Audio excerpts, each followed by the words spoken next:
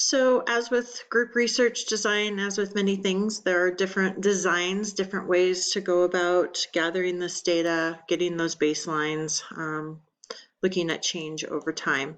Your book went through many of these: an A-B design, multiple baseline design, ABC, reversal, changing criterion, right? So that would be, maybe looking at two different interventions. Multiple baseline might be, again, you do it before you do an intervention, maybe you have another baseline, you do the intervention again, just thinking through how the data changes over time. So let's look at an article that I've used. So it's a dog reading visitation program. So the independent variable is the dog reading program, right? That's the intervention.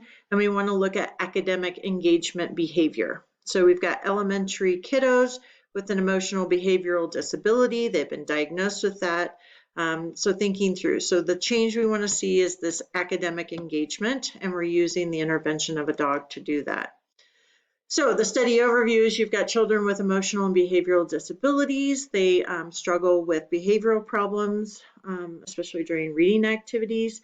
This was a pilot study, right, to evaluate the effects of a dog reading visitation program on these engagement behaviors. So they had 3 elementary age students. It was a purposive sample, so they were recommended by their special education teacher. That's what purposive, like you get some kind of targeted folks. Either they think they're going to be good for the research, or they might have the most needs, and so we might see them, potentially the most dramatic, but there's some reason that they were included and were recommended.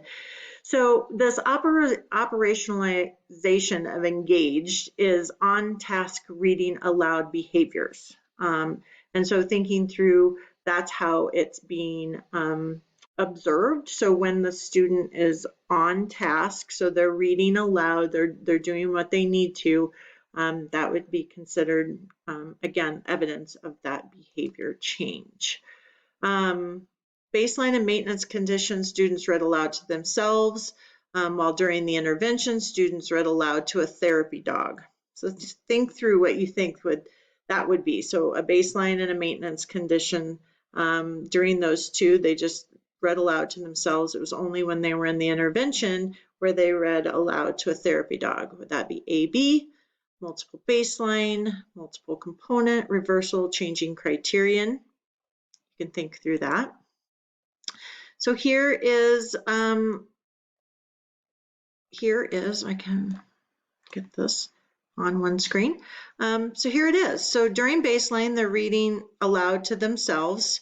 Percent of intervals on task reading aloud, pretty low, right? We started to move towards a 20% at our 5th baseline measurement.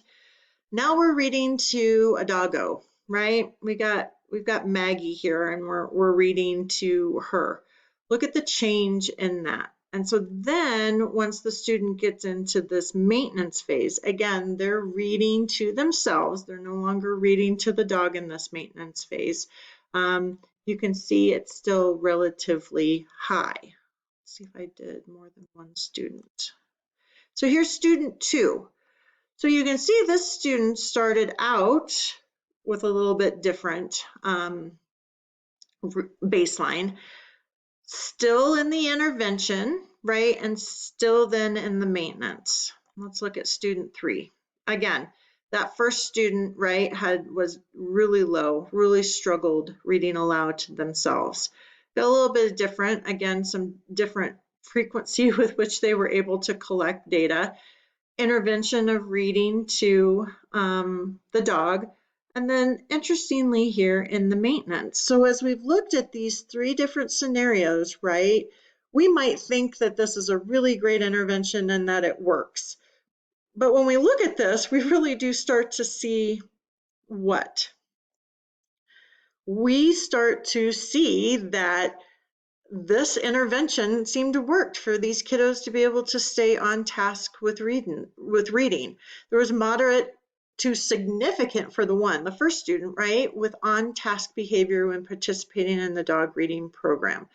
All demonstrated gains between baseline and intervention, and there was even moderate to mostly positive continuance of those gains in the maintenance phase, right? So thinking through, we think something might be happening, but to have this sort of visual and this data tracking over time was powerful, I think, and looking at that. And how could that be powerful for our clients and for the work that we're doing when we think about evaluating our work of, oh, look at what's happened over time, seeing maybe dips, right? There were some dips in the intervention phases, but next week it kind of returned. So again, just sort of thinking through that and sort of this sort of systematic way of looking at data. Again, critiques, limitations, strengths. We're always thinking through that. The other thing we need to think about is what is success, right? A teen who has been missing school. Is success an attempt at change? Do we need to think about change in the right direction? Is it complete resolution of the problem? The kiddo is now like never misses school. So what might success look like in a very real and clinical sort of way? So when we think about single subject research, often when we think about success, or we want to look at that data again. So those kiddos, maybe they weren't 100% on target with reading, but look at that change. I consider that success, right? And so what do we consider as success?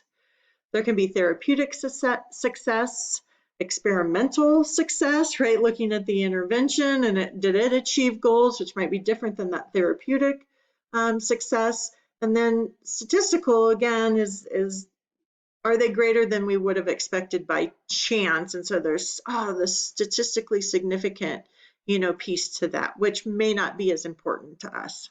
We often maybe live here in the therapeutic or experimental, like did this intervention seem to work?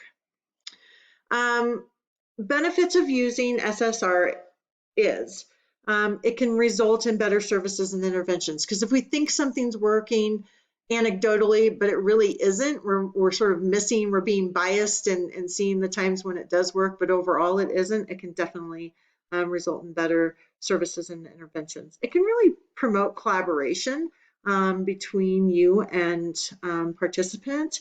It provides evidence of progress, which again can be that collaborative. It also can help with people seeing that they're making gains, hopefully. You can accumulate information over time about the efficacy of an intervention, which maybe then can be generalized as you think about it over time. And it is less time consuming often than other research methods. And it doesn't have no time attached to it, so it can take away time from other things. Typically used in measuring simple behavioral changes, so more complexity, this may not work as well with.